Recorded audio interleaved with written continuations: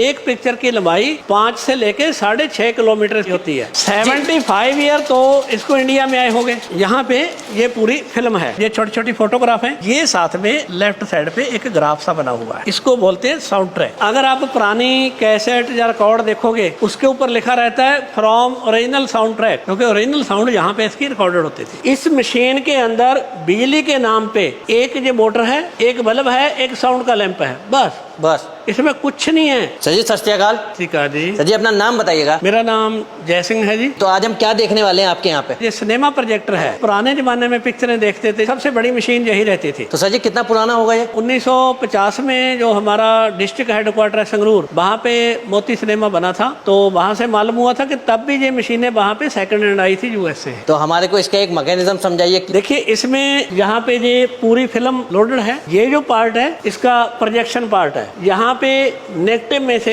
पूरी मूवी बन जाती है। ये इसका यहाँ पे साउंड बनता है इस पार्ट में। तो देखिए, इस नेगेटिव में ही इसकी साउंड छिपी होती थी। आगे चलते हुए रील यहाँ पे लिपटती रहती है, ऊपर से आएगी, प्रोजेक्शन होगी, साथ में साउंड बनेगी, उसके बाद नीचे आ जाएगी और यहाँ पे लगती चली जाएगी। हाँ, जब ये पिक्चर पूरी हो जाती है वो नीचे लिफ्ट जाएगी, बाहर निकाल लेंगे इसको रिमाइंडर के ऊपर चढ़ा के इसको वापस लौटा देंगे। और एक जो पिक्चर होती थी बॉलीवुड की, जो जर्नल पिक्चर है 2.5 आवर्स की, उसकी माने तो कम से कम 16 रील होती थी। अगर आप कभी पुरानी पिक्चर देखोगे तो उसका जब डिस्क्लेमर आता है, उसके ऊपर लिखा रहेगा कि इतनी रील और इतनी लेंथ। यहाँ पे इसका आर्क लैंप है। आर्क लैंप को आप खुली आंख से नहीं देख सकते, इतनी तेज रोशनी होती है। ये दोनों कार्बन लगे हुए हैं। अब जब कार्बन भिड़ेंगे तो उसमें गर्मी है, थोड़ा बहुत धुआं भी है, तो वो सारे का सारा ऊपर चिमनी लगी हुई है। ये चिमनी पहले ऐसे नहीं होती थी। इसका पूरे का पूरा पाइप प्रोजेक्शन रूम के बाहर निकलता था, नहीं तो अंदर गर्मी बहुत हो जाती थी। रोशनी जो इतनी तेज लाइट है, उसको इकट्ठा किया जाता है, लेंस के बीच में फोकस किया जाता है,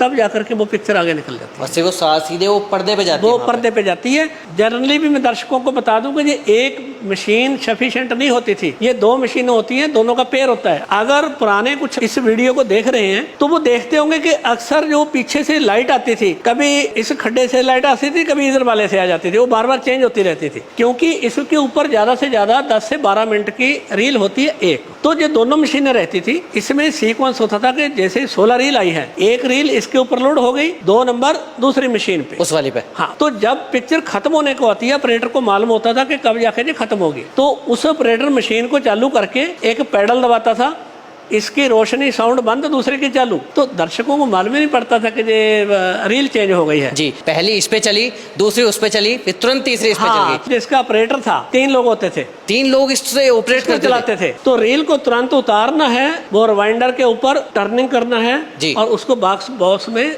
लाइन में रखना है, क्योंकि शो खत्म होते ही 15 मिनट बाद दोबारा शो फिर चालू हो जाना है। यहाँ पे एक छोटा सा लैंप लगा हुआ है और ये पूरे का पूरा एक लेंस है, इसमें से छोटा सा रोशनी का बीम निकल रहा है। ये साउंड आ रही है? हाँ, ये साउंड आ रही है। इसके बीच में से लाइट निकलती है। वो जो ग्राफ सा था, आगे फोटो सेल के ऊपर उसकी रोशनी पड़ती है, जैसी भी रोशनी है वो वैसी आवाज बना ले। ये मशीन को जो इन्वेंशन थी, थॉमस अल्वा एडिसन जिन्होंने बल्ब बनाया था, उन्होंने ही ये मशीन बनाई थी। ये सबसे पहला प्रोजेक्ट था। इसमें मोटर नहीं थी, इसको हाथ से घुमाया जाता था, मैनुअली चलाया जाता था।